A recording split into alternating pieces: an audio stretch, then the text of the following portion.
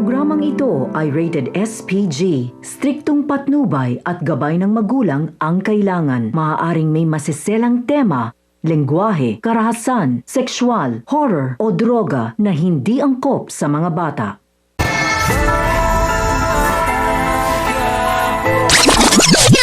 Ang mga dapat nating abangan sa FPJ's Batang Quiapo. Hindi nagkamali ng hinala sina Tanggol at Enteng dahil nakumpirma nila na droga ang laman ng mga latang kanilang diniliber at hindi pork and beans. Kaya naman nangangamba si Tanggol na baka hindi na sila makalabas ng buhay sa sindikatong ito. Dito nga ay sinabi ni Tanggol na kinakailangan nilang maibalik ang pera, subalit kinakailangan din nilang maging alerto. Sa kabilang banda, sinamahan na nga ni Berting sina Supremo at Lucio sa kanilang pagmamatsag sa Quiapo at dito nga makakaharap muli sina Berting at Rigor.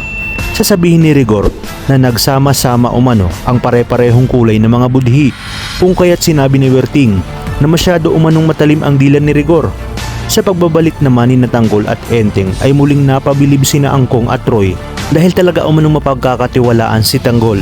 At sa kanilang pag-uwi ay sinabi ni Enteng sa kanilang mga kasamahan na wala silang kaalam-alam na droga pala ang diniliver nila. Kaya naman sinabi ni Tanggol na hindi na sila babalik doon dahil baka madamay pa sila. Iginiit naman ni Owen na paano na umano matutulungan ni Tanggol si Mokang.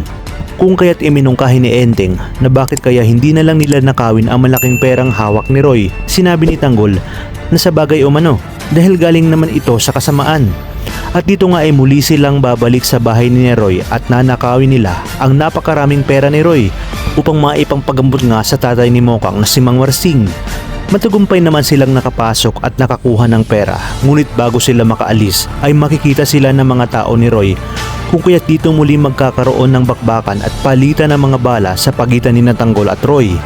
Matagumpay namang nakaalis si Tanggol, ngunit dito sinabi ni Roy na sisiguraduhin umano niyang magbabayad ng malaki si Tanggol sa kanilang pagnanakaw. At dito sinimulan niyang ipahanap si Tanggol sa kanyang mga tao at sa oras umanong makita nila ito ay ihirap ito sa kanya at siya mismo ang papatay dito.